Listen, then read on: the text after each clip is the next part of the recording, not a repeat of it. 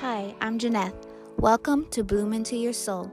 Here we learn and share all things that will guide us back home into our body and begin to hear our inner voice in order to create a life that feels so good and allows room for all of our healing on a mind, body, and soul level.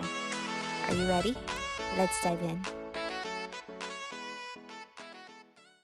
Welcome to Bloom Into Your Soul. Today I am interviewing Kate, who is a naturopath, Ayurvedic postpartum doula, and a mother of 2 boys. She uses herbal medicine, nutrition, and traditional practices to support mothers to prepare for postpartum and beyond with an East meets West approach and a whole lot of heart and passion for what she does. She strongly believes that there's a huge lack when it comes to supporting mothers postpartum, with an increased rate of postpartum depression, anxiety, chronic fatigue, thyroid issues, autoimmunity, and fertility issues all on the rise. She supports and prepares mothers through the first 40 days after childbirth and well into the early years of motherhood, helping them to achieve optimal healing and recovering, receive breastfeeding support, as well as treatment for mood disorders, chronic exhaustion, and hormonal issues. She works worldwide with online one-on-one sessions as well as in group programs that she runs several times a year. And she loves making a difference in the field of work and contributing to both raising awareness and providing support to improve maternal mental wellness and positive outcomes for both mother, baby, and family. Therefore, the community at large. I hope that you enjoy this episode. Bring your pen and paper. It's a very great episode and conversation. Okay, so Kate, thank you so much for coming into Bloom Into Your Soul. It's an honor to have you. Thank you for making the time to be here. Thank you so much. I'm really happy to be here today. So, do you want to start by telling the listeners what it is that you do? Yep. So my name's Kate. I'm a naturopath, herbalist, and I'm an Ayurvedic postpartum doula, and I'm a mum of 2 boys. So I specialize in all things pregnancy and postpartum, particularly in preparing women for the postpartum period and supporting them through those early years of motherhood. So I work a lot with mums who are preparing for, the postpartum period. I work a lot with postnatal anxiety, postnatal depression, and postnatal depletion. So I have a bit of a East meets West approach to this because of my background with both the naturopathy and the Ayurveda as well. So I really like using, those more traditional kind of aspects with the more modern kind of Western, pathology testing and supplements and things like that. So I find that gets a really good result in supporting women. Mm-hmm. Like merging the two, that sounds like what you do. Yeah. It's really interesting because there's so much polarity of like which one or the other, but merging the two always, like you said, gives the best results. Can you explain to us, you mentioned Ayurvedic, what that is? Yeah. So Ayurveda originates in India. It's the ancient Indian medical system. And it's basically, they call it the sister science to yoga, and it's all about herbal medicine and food and things like oil massage and lots of body work type things as well. And it's still practiced in India today. Obviously, it's not as, there's now the Western kind of medicalization of the systems over there, but I think that a lot of the Ayurvedic knowledge and tools are still very relevant to today. So in terms of what an Ayurvedic postpartum doula is that, so a doula is someone who supports women, with pregnancy, birth, postpartum. And so an Ayurvedic doula has that Ayurvedic perspective. So she's looking at the mother through the lens of Ayurveda and understanding the changes that are occurring and how to bring balance and support. towards the mother, using things like herbs, things like food as medicine, things like body work like massage and belly binding, things like that. So yeah. Mm-hmm. It's interesting when I found your Instagram page and all the content and information. Those are things that I became a mom at 19, 20. So at that age, my mother and my grandmother were telling me some of these things, like these herbs and belly binding. And of course, me being a young mom, I sort of just like brushed off that information. And then as baby number 2 and number 3 came, I incorporated a little more each time, and such as the belly binding and some of the herbs and body work. And it was proven to me how beneficial it is to take care of myself in that such sacred time of my postpartum period, because it improved the way I was able to care for my children. You mentioned some of the through nutrition. How can we take care of ourselves in this phase, in the postpartum phase, through nutrition with Ayurvedic practices? I struggle to say that word. I'm sorry if Yeah, it's a common thing. So Ayurveda means science of life. And so according to Ayurveda, during birth, we lose, we lose fire from our body or heat from our body through the loss of blood, loss of the water element through the amniotic fluid and sweat, and then we lose the element of earth through the baby and placenta. And so what's left is a lot of air, especially, our womb has gone from being full with placenta baby to empty, and we have all this empty space, and the air element's very cold and dry in nature. And so a lot of the Ayurvedic principles are around reducing this air element, because if it's left out of balance, it can cause things like poor digestion. And then if our digestion's not working properly, then we won't be able to absorb our nutrients properly, and then we'll become very nutritionally depleted. It can also, excess air in the body can also cause things like anxiety, depression, things like that. So a lot of the Ayurvedic postpartum approach, very similar to a lot of cultures around the world. If we look at like China and Malaysia, Morocco, they all have this universal principle about keeping the mother warm and giving her lots of warming, nourishing, grounding foods to help with balancing this cold energy. So avoiding raw cold foods, so things like salads or like icy drinks or icy smoothies, trying to avoid all of those foods and opting for more like soups and casseroles and herbal teas. And if you look at a lot of cultures around the world, these are just known. Like a lot of people probably now, because it's, so many generations passed down, they probably don't really know why these foods are being given, but they just know, like, when a mum has a baby, we give her things, like congee in a lot of the Asian cultures, like congees and rice puddings and soups and stews. And it's just, it's just the done thing in a lot of traditional cultures. Whereas here, in the West, often mums, like, they're thinking, I need to get healthy and lose the baby weight, so I'll have lots of salads. Or people might bring them like a really big, heavy, cheesy kind of pasta bake thing that they just can't digest. And it's just, we really want easily digested, warming foods, because that digestion is cold and weak after giving birth. So that's basically the principles around, in Ayurveda, we don't look so much at like, B12 and iron and vitamin D. It's not really looked at like that, which is why I like coupling it with the naturopathy, because I can tell you, what specific nutrients need to be replaced according to naturopathy.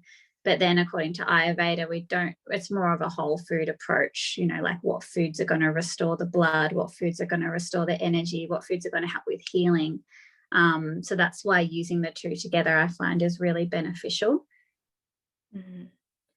And how long do you think that moms are in this, like Vata, am I saying it correctly? But yeah. Vata, dosha, is that what it's called, a dosha? Mm. Is there a time period where we would know, oh, the air is normalized, or you're not as airy, or Mm. would you be able Well, to they tell? the first 40 days is that window of time where everything's getting, our hormones are rebalancing, we're trying to restore the warmth, and we're trying to help and heal. So it's basically like that window of time is the ideal time to try and, support the mother. And if it's not balanced, then it can cause, problems for years down the track. Some women who naturally have Vata constitution, like myself, they're more prone to it being, out of balance, and they're more prone to things like anxiety and depression, because that's just their natural constitution, as that's kind of their weaknesses. So particularly super essential for those type mums who are already more predisposed to that. But generally, those first 40 days is the window that you'd be looking at to help with reducing that Vata element and helping with balancing everything in the body. Yeah. It's interesting because there's not a lot of talk about the first 40 days, and it's been making becoming more popular. But to know that, those 40 days can impact the 40 years, it's really impactful for mothers and women to know this information. And it kind of saddens me that we don't already know it. And maybe women before us did. Like I said, my grandma and my mom used to tell me these things: cover your feet and don't go out in the cold when I had my children. But it's been like the modern day living kind of like dishonors that sacred window. I think sometimes, modern society, we can have this tendency to discredit like traditional cultural practices, thinking, oh, that's, it's just an old wives' tale that doesn't actually help or doesn't do anything. Western kind of modern practices are the way to go. But I always believe that nothing's ever black and white, and you don't have to choose between like Western medical practices and more Eastern or traditional natural practices. It's not, you don't have to make a choice. You can use, both have incredible value, and you can use both. And I think that, these traditional practices have been around a lot longer than modern Western medicine, and they've sustained human race for thousands and thousands of years. So they obviously have benefit and value. Otherwise, they wouldn't have been around for so long. And yeah, I just think like they really do help, but they're not just these old wives' tales about covering your feet or things like belly binding or massage or different herbs. Like they actually really do make a difference to healing. Mm-hmm. When I think about different herbs that can support a mother through this transition in her life, what are some of the herbs that you would think that you would say are beneficial in like this early postpartum 40-day phase? Well, there's so many to choose from, but I really love, so calendula is a really lovely one, more particularly around wound healing. So it's really great using calendula like in herbal baths to help with healing the perineum and helping prevent infection. It can be really great for breastfeeding as well, just to heal like sore, cracked nipples that can sometimes occur with breastfeeding. I really love gotcha cola as an Ayurvedic herb that's really lovely for healing, wound healing as well. They often use it like post surgeries and things like that to help with healing the tissue. So I like to pop that in the bath as well. You can either make a really strong big pot of like brewed tea and just pour it straight in the bath, or you can do more like a little like dried herb in like a muslin pouch in the bath. But the doing like a herbal bath in a big pot is a lot more like, it's a lot more concentrated and stronger. So I like to do it that way. And they do that a lot in traditional cultures as well. If you look at like in Ayurveda and Morocco, they basically make that big pot of like really strong herbal tea and pour it in the bath, and the mother can bathe in that herbal bath. It can be really great for just healing those wounds, reducing swelling, inflammation, bruising, and really help to prevent infection and heal, and to help with reducing bleeding as well. So there's a herb I like, it's called shepherd's purse, and it's quite nice. Actually, yarrow, the name of my business is Little Yarrow. Like a nice female herb, and yarrow and shepherd's purse are really nice to help with reducing excess bleeding postpartum. So you can either drink them as a tea, or you can pop them in the bath as well. What else? I really like the Ayurvedic herbs Shatavari and Ashwagandha. They're really nice for supporting the mum's mood, hormones, milk supply, stress. They're really lovely. And traditionally in Ayurveda, they take their herbs more in like a powdered form, so powder into milk. Whereas in naturopathy, it's more, we do a lot of the tinctures that are preserved with alcohol. So we do tablets and things like that as well in Western herbal medicine, but in Ayurveda, they're quite big on the powdered forms of herbs, like in a carrier, so milk usually. You can use plant-based milk. But yeah, there's some of the herbs that I really like. Nettle and fenugreek are quite nice as well for supporting milk production. Passion flower and lemon balm are really lovely supporting, like if you get the baby blues and feeling a bit emotional, teary, feeling very overwhelmed, they're really nice herbs that can be taken as well. I'm writing all of these down because I noticed that when I took ashwagandha, pronounce it for me. I have such a hard time pronouncing these. Ashwagandha. Yes. When I took that postpartum and improved in my mood, when prior to knowing about this, I struggled for about a year until I finally sought help. Yeah.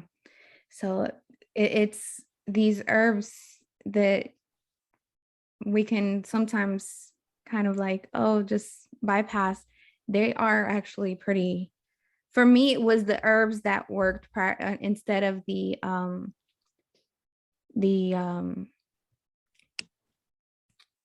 why am I forgetting this word? The antidepressants.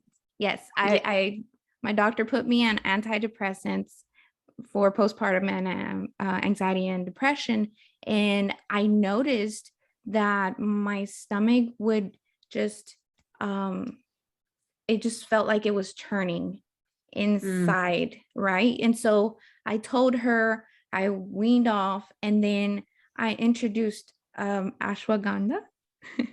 And it took a little bit, but I started noticing my mood shifting a lot into a positive state, and it's incredible how modern medicine wasn't fit for me, but something like an herb did wonders for me. So go ahead. I'm just in agreement. Yeah, like you can use both though. I think that's the other, a lot of people think, sometimes I've had a lot of people say negative things to me when I talk about how antidepressants often don't work for mums. I've had some people get a bit upset with me saying that, but I think they're misunderstanding. I'm not saying that I'm anti, depressants. I'm not at all. But many women, the research shows it, don't respond to them because it's more complex than just boosting serotonin. There's usually a whole bunch of other things going on as well. For some women, antidepressants are amazing for them and they really work so well, but for a lot of mums that they don't. And I think we need to acknowledge that rather than just kind of that's the only option. There's so many options. You can take the antidepressants, or you can take antidepressants and herbs, or you can just take herbs. Like there's so many options. And so I'm definitely not anti like medication, but I think often sometimes when we prescribe the medications, we're not really looking at, well, we're giving you this antidepressant to boost your serotonin, but why is it low in the first place? Is it nutritional deficiencies? Is it stress? Is it the stress hormone cortisol blocking, the production of these neurotransmitters? Is it inflammation? What's actually going on? And so that's why I think it's really important. It's not just this kind of one size fits all. Usually there's a whole bunch of factors going on that we need to look at. Mhm. And like how everyone's dosha is going to be different. It's so, whether these medications or supplements are beneficial to each person, it's all going to be different. Like, I think that that's the important thing to acknowledge, that our bodies are so uniquely different, Mhm. and what works for one mom may not work for the other mom. And it's so amazing how our bodies work, and how we can't just put like recommend something just and expect for it to work without like really, like you said, looking at the root cause of it, whether it's inflammation. You mentioned inflammation or many other things, right? But I want to kind of touch on the inflammation part, and kind of like ask you about, well, not kind of, but ask you about like when it's gut inflammation, and when mothers have gone through, I know so many women, including myself, have gone through rounds of antibiotics. How does that impact our mental health, and what are some of the things that we can do to help us get back to optimal health? Because antibiotics, to my understanding, are not bad, but they're they tend to cause a disbalance within your gut health, which your gut health turns into it impacting your mental health. Am I correct? Yeah, well, 90% of serotonin's made in the gut, and a lot of studies have shown that people with depression and anxiety and things like that have more inflammation producing bacteria in the gut. And so, yeah, definitely the gut is very much, and you think about the gut is where, we're digesting and absorbing all of our nutrients that are the foundations of these neurotransmitters. So it's really like the root of all of these neurotransmitters. So if your gut is inflamed, it's got all these, bad bacteria, inflammation producing bacteria, you're not breaking down and absorbing nutrients properly, of course, there's going to be an issue with actually creating the neurotransmitters and having them functioning properly. So, yeah, looking at things like probiotics specific to your symptoms and conditions, looking at things like anti-inflammatory herbs as well. So things like turmeric are really great for healing inflammation, healing the gut. Things like licorice, marshmallow root, they're all really nice herbs for helping with soothing the lining of the gut, helping with repairing the barrier, reducing inflammation. But yeah, definitely, I think a lot of women do get antibiotics in pregnancy and labor, and then if things like mastitis, antibiotics again, and they can have quite a lot of runs of antibiotics if they're testing positive for things like GBS, or if they're having cesarean. Some women can have lots of rounds of antibiotics, and it can really disrupt that gut flora and cause issues. So I would definitely be looking at things like herbs and even nutrients, like things like zinc is really important for also healing inflammation and supporting the gut lining as well. So yeah, definitely huge impact on mental health if you have poor gut health. Mhm. Yeah. And some of the herbs that you mentioned earlier for postpartum, did they include some that can be helpful with mental health? Um, Yeah, so I really like passion flower is really great for anxiety. There's been lots of studies that show that anxiety is just as effective without the side effects as conventional anti-anxiety medications. Things like St. John's wort is really great for depression. Lemon balm's great for anxiety and depression as well. Motherwort is a really nice one as well if there's anxiety, particularly with a very much a physical response like shortness of breath, heart palpitations. Motherwort is really nice for that. But yeah, there's lots of really nice herbs that can be taken for both anxiety, postnatal anxiety and postnatal depression. To circle back to the way we absorb our nutrients and it causing issues with our mental health, you also mentioned earlier how it can also cause depletion. When you mention depletion, what do you mean by that? Just so our listeners, in case they don't know. Yeah, so I would explain, so if you're depleted, you're very deficient in not just one, but several nutrients. You know, often mums I see that come to me and they're very depleted, you know, their iron's really low, their B12's really low, their zinc's really low, their magnesium deficient. They're basically, their body has just been, they just have nothing left in the tank, you know, and often also in terms of like they have like adrenal dysfunction where their body is just either in cortisol, like they're in adrenal overdrive where their body's just kind of pumping out so much cortisol because they're so stressed. And after a while, it's like your body just becomes exhausted and it can't even pump out cortisol anymore. So often they'll have low cortisol readings when we do saliva tests. They'll have multiple nutritional deficiencies. They'll just be so like bone tired, exhausted, and just, yeah, their body is just so depleted of their nutritional stores. Their hormones are all out of whack.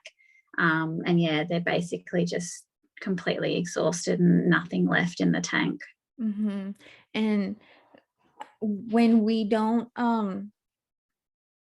introduce these warming or nutritionally rich meals after postpartum, and we don't consume these things, we don't replenish that tank, so it just kind of and then childbirth and just creating a whole new human in itself can like take so much from you. And then comes the time of taking care of that baby and providing, if you're breastfeeding, creating that breast milk. And most of the time, if I'm correct, our bodies will produce the milk and the nutrition that our babies need and leave us with the lack of those nutritions. Am I correct? Well, often there, you know, there's that priority that if you're lacking in the nutrients during pregnancy or breastfeeding, your body will just, you know, it's very instance like calcium.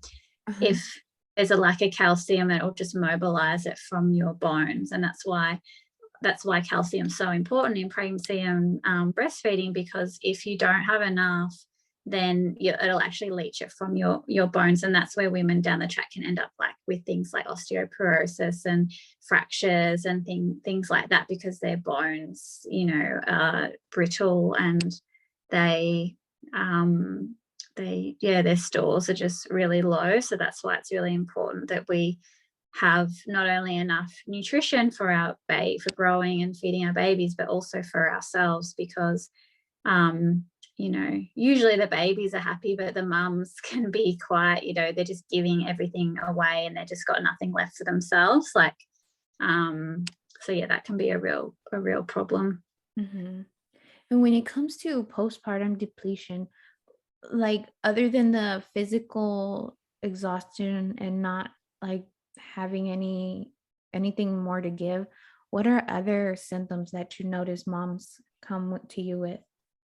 So sometimes it can be, you know, things like hair loss, or like even things like receding or bleeding gums. They can be more like physical signs of that chronic kind of nutritional deficiency. Brain fog as well. Like brain fog can be where they just can't remember things, they can't focus, they can't think straight. Things like feeling tired but wired, so they're just so exhausted, but when they try and sleep they can't sleep, so they can often be other symptoms as well. Mm-hmm. And I saw some of your posts on Instagram mentioned something about how autoimmune disease sometimes like tends to be noticed more or introduced after giving birth. Can you Mm. like elaborate and tell us why that is? So it can be due to nutritional deficiency. So think, autoimmune thyroid disorders are pretty common postpartum, and often it's because women are entering pregnancy and they're already having thyroid issues that they're not aware of, and then that extra strain of pregnancy on the thyroid can then cause thyroid issues, or if they're deficient in particular nutrients like selenium, iodine, important nutrients for the thyroid, then that can also put a lot of stress on the thyroid, and often women can end up with autoimmune thyroid issues postpartum, whether it's a hyperactive thyroid or an underactive thyroid. If they've already got like autoimmune issues going into pregnancy, they can definitely be flared up as well. Stressful pregnancies as well can cause like a leaky placenta. So that can also affect our immune system. So yeah, there's several different reasons why autoimmune issues can be more, women are more susceptible to them postpartum. You mentioned leaky placenta. What do you mean by that? So just like how we have a leaky gut, when the junctions of the cells, they're meant to be like tight, like a barrier. And if they become like inflamed, then they can, that those tight junctions are not tight anymore as a barrier. They start to become leaky. And so it's not a barrier anymore. So things leak in and out that aren't meant to be there. Mhm. So that's where sometimes, like your body can have an immune reaction to things that they're not really meant to come in contact with, just like with the gut. If you have that leaky gut, then toxins and things like that that are meant to stay in the gut and be eliminated are then leaking into the blood system, triggering an immune response, just like with the placenta, that's meant to be like, it's meant to be a barrier. Mhm. So stress can creates inflammation, and it can trigger a immune response. I'm interested in hearing your experience in your transition into Mm. birth and motherhood. I think, we were talking about before, everyone's different. We all have different constitutions and stuff like that. Like for me, I'm someone that I have very good pregnancies and births, but postpartum is just, Mm. and I'm someone who naturally just seems to have a hard time postpartum. And that's why I guess I'm called to this work, because I know how crap it can be when you're really struggling, and it's like this moment you've been waiting for 9 months is finally here, and all you want to do is just cry and run away, because it's just all too hard and overwhelming and exhausting. And I think, first time I just felt just like really overwhelmed, and like I had my baby would just cry. He had a really bad colic, so he'd just cry all the time, and I was having trouble with the feeding, and it hurt, and I just felt like, I just got really bad anxiety and depression, and it was just chronic fatigue, and it was pretty hard kind of time. And so second time around, I actually struggled with infertility for many years after that, and I do wonder if a lot of that's because my body was just so depleted, I just couldn't get pregnant again. But then I ended up getting pregnant again. So I have quite a big gap between my boys. I've got a 6-year gap, not on purpose, but I think it kind of maybe was meant to be that way, like by the time my second one came around, my eldest had just started the first year of school, and I felt fully good and everything was fine, and I felt really restored. I had an awesome pregnancy and good birth and everything. And I still had a bit of a hard time second time around, but like it wasn't that. It was more like a small little, maybe a few weeks of toughness, and then it was like fine. And I really think that's because by that time I'd really educated myself around postpartum care, and I knew like if I get any of these symptoms again, I know exactly what to do. And I did have some postnatal anxiety creep back in, but straight away I just knew like, all right, I'm going to get back on the magnesium and my herbs. And it kind of went away pretty quick. Whereas I think first time around, I didn't really know what it was that I was experiencing. I just didn't feel right, but I didn't actually really know what was going on. So I think, having that education And then as soon as you get any kind of unwanted symptoms like depression, anxiety, or feeling stressed out or whatever, like straight away you just know, okay, this is what I need to do, and get on it quick, rather than letting it kind of go on and on and on. And then it becomes trickier to treat because it's gone on for so long. Mhm. Mhm. It's so interesting that you mentioned that your kids have such a wide gap, because mine do too. And Mm, sort of like your experience, I had a really difficult time naming what was going on with me, and um, really just brushed it off to, y- just being tired. I don't know. And it took 7 years to actually have my second son. And mm, it's similar to you. I struggled um, postpartum with my second as well, and then reached out for help this time around, and then continued on from there, just learning and really diving deep into all of these things that mm. we've been discussing in this episode. And with my daughter, it felt like an immediate, like, relief. Like, it was a very beautiful transition. And like you mentioned, it's called me to want to shine light on some of this information for other women who may be struggling Mm, transitioning into such beautiful and yet sometimes can feel debilitating experience, yeah. depending on what our experience is. So Well, it- yeah, thank you for having me. Thank you for having me on, because it's nice to, yeah, like I never get sick of talking about this topic and sharing, and there's so much to talk about. So yeah, thank you for having yes, me.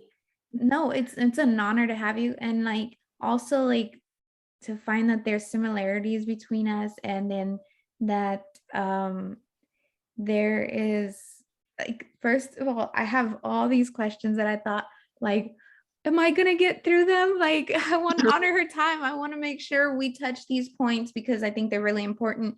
I think that a lot of times we get for us, for some of us who are aware of, like, we're struggling with our mental health. Okay, do we seek therapy? Do we seek, like, what? There's so much help out there for women, and not it's not necessarily sometimes can talk therapy help you with something that's going on in your digestive system. Yeah, So it's like looking at, like, the whole aspect of how we transition into motherhood and how we care for ourselves, combining everything that we are, all the resources that we can possibly have access to. yeah. Yeah. And so,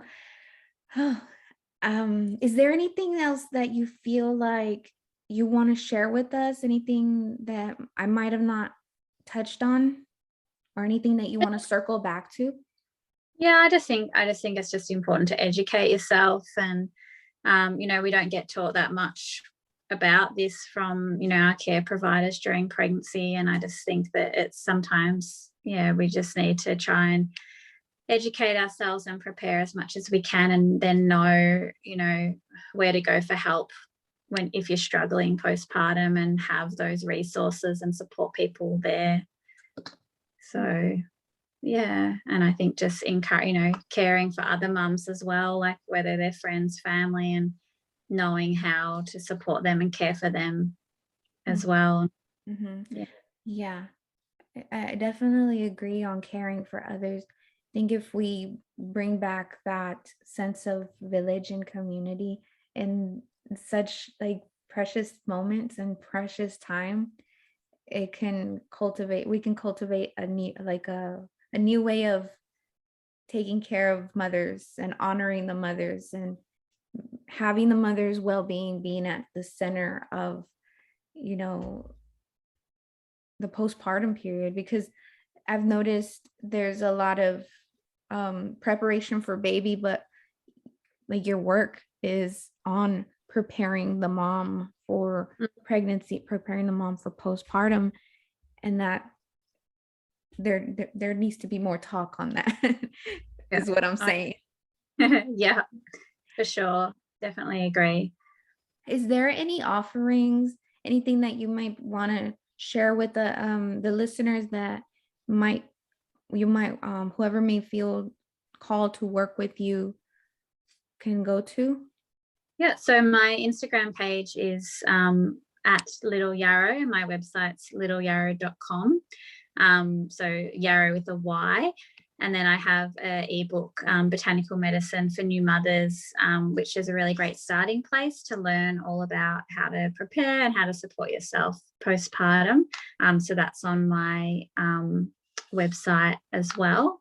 So I would recommend, probably starting with the ebook. I do have several programs, like group programs as well, but I think the ebook is a good place to start just to get more familiar with my work and have some kind of instant kind of information that you can start implementing now.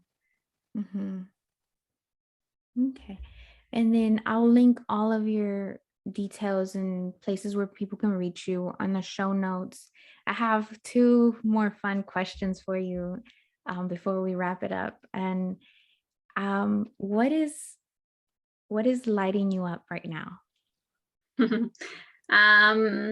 What's lighting me up? Well, I'm creating this Ayurvedic. I'm creating an Ayurveda for Motherhood program at the moment, so it's been fun.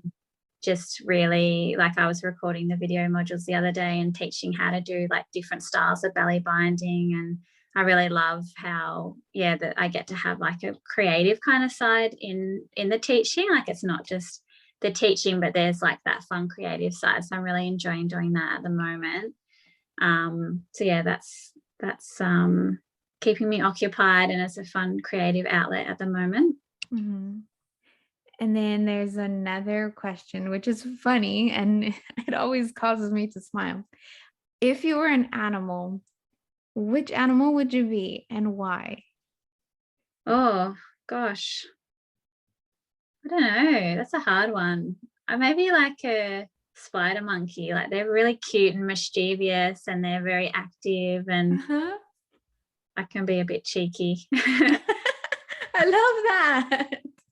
Go just like a fun, quirky kind of animal that Uh-huh. everyone thinks cute and makes people laugh. Yeah, that makes me smile. I like to end the podcast with, because sometimes we talk about really deep conversations, and I just like to like circle back around to something light. Thank you so much for coming on and taking the time, like I said, to be here. It's been a pleasure chatting with you. Thank you so much. Thank you guys so much for tuning into this episode. There are so many other episodes coming your way with so much goodness and so much value, so don't forget to subscribe.